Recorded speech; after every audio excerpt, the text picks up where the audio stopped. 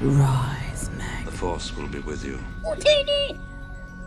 Hello my dear friends and welcome back to another Star Wars news update. In today's video we're going to be talking about the long anticipated show Ahsoka. We'll also be discussing new details which tell us what happened between the Empire and the First Order, and speculation for the Obi Wan Kenobi series. As always my dear friends, before I dive into the news, please may I ask you to hit that like button, subscribe to my channel if you're new and a huge welcome if you are, and also be sure to give that notification bell a good old tickle to be alerted each and every time that I post new content to the channel. You can expect daily Star Wars updates from me. So without any more jibber jabber, let's dive straight into it. I came across this article after weeks of seeing this as a rumour, and this talks about how the Ahsoka Tano series could recycle a scrapped Rise of Skywalker storyline.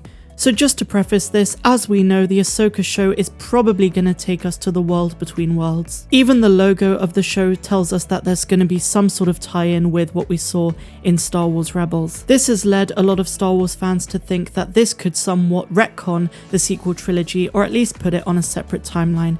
But what if I told you that they might be using some elements of Colin Trevorrow's episode 9, which was before J.J. Abrams came in, and utilise some of those elements for the Ahsoka series?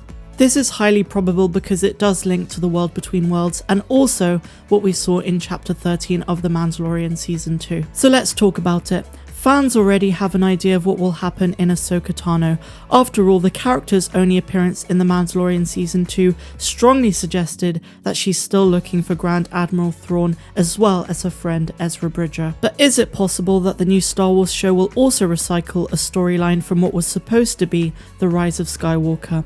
In Colin Trevorrow's Duel of Fates, which was the original episode 9, Rey and Kylo Ren, or Ben Solo, were supposed to travel to the planet of Mortis, where they could discover more about themselves. However, the original Duel of Fate screenplay was ultimately scrapped and replaced with J.J. Abrams' The Rise of Skywalker. This of course was to the dismay of many Star Wars fans, myself included. Having read the Duel of Fate scripts, I must say it sounds so much better than what we got for episode 9, and it also tied into elements of The Last Jedi, which would have made sense. Although we won't be seeing Rey and Kylo in the Ahsoka series, it would be interesting if the show actually brings the former Jedi back to the planet of Mortis. After all, the planet is an important aspect to her own backstory, and revisiting Mortis could allow Ahsoka to come full circle. If you guys remember, in the Clone Wars Season 3, Ahsoka joined Anakin Skywalker and Obi Wan Kenobi as they travelled to Mortis.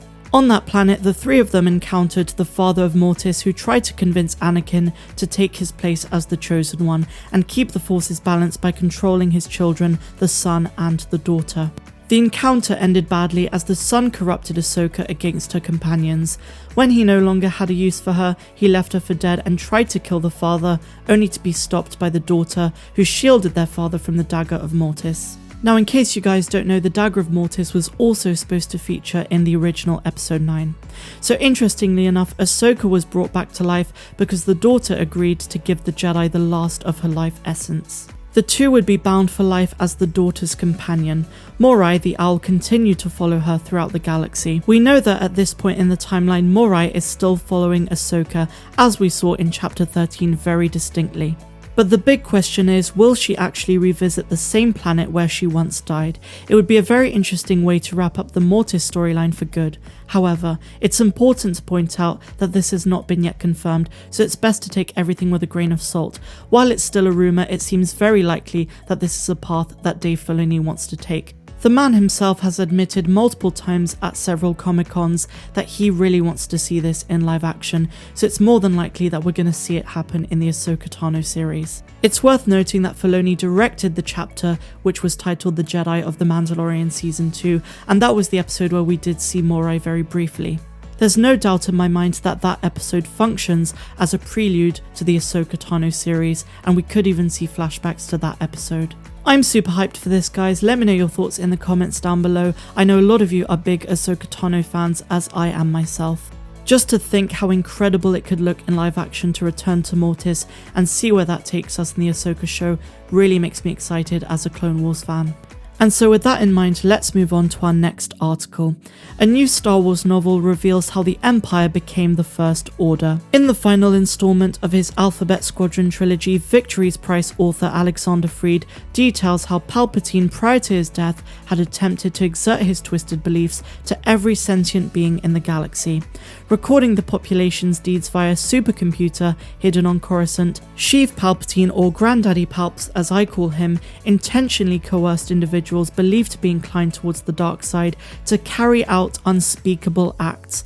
Those who defected would eventually rejoin society, with the remainder ultimately becoming a collective responsible for founding the First Order. We could even see this in a future episode of The Mandalorian. So this is what Screen Rant has noted. Palpatine deliberately created a system where it was impossible for even an ordinary civilian to live without becoming complicit in corruption at best, atrocities at worst. He had a huge chunk of Coruscant's undercity transformed into a powerful computer to analyze every individual's actions in order to keep a record of their complicity. And this subtly explains why the Empire was not so easily defeated. Palpatine's approach ensured the dominance of the dark side of the Force because he had created a system where every single person was forced to make everyday decisions steeped in darkness. This means there were far too many people who were complicit in the Empire's atrocity, who had justified the deeds they had committed to themselves, and who would find it impossible to acclimatize to the New Republic. Thus, the Empire's return as the First Order was inevitable. And on that note, Star Wars Victory's Prize is now available.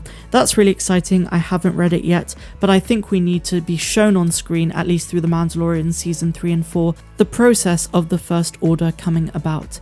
Even though we have some specific details, it would be really cool to see different parts of the galaxy succumb to the power of the First Order.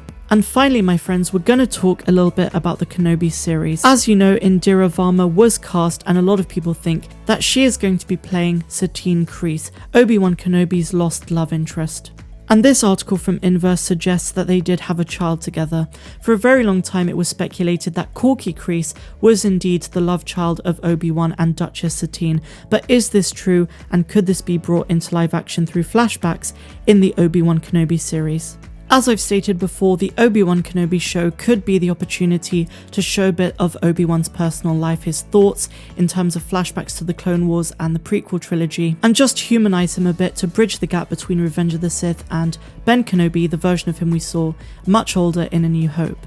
In the prequels, Ewan McGregor did a phenomenal job as Obi-Wan, but we really saw him as a conformist to the Jedi Order by not holding any attachments and just doing their deeds. But we know from the scene when he fought Anakin on Mustafar that of course he had deep feelings. He saw Anakin as his brother. We also know from the Clone Wars that he was infatuated by Duchess Satine, so this could be the opportunity to truly humanize Obi-Wan and show a side to him that we've never seen before, make us sympathize with him even further, and just to observe what his life was like on Tatooine in exile. So that is all of the news I have for you today. I really hope you enjoyed this one. As always, my friends, if you enjoyed it, give me a big fat thumbs up, subscribe to the channel if you're new, and also if you're feeling generous, head over to Patreon, where for just $2 or $10 a month you can get exclusive access to content that's not found here on YouTube. And that includes my podcast, which is called Megasodes, my Forgotten Character series, Star Wars Explained videos, and much more as well. We're so close to reaching 100 patrons, so it would mean the world to me if you contributed to the channel.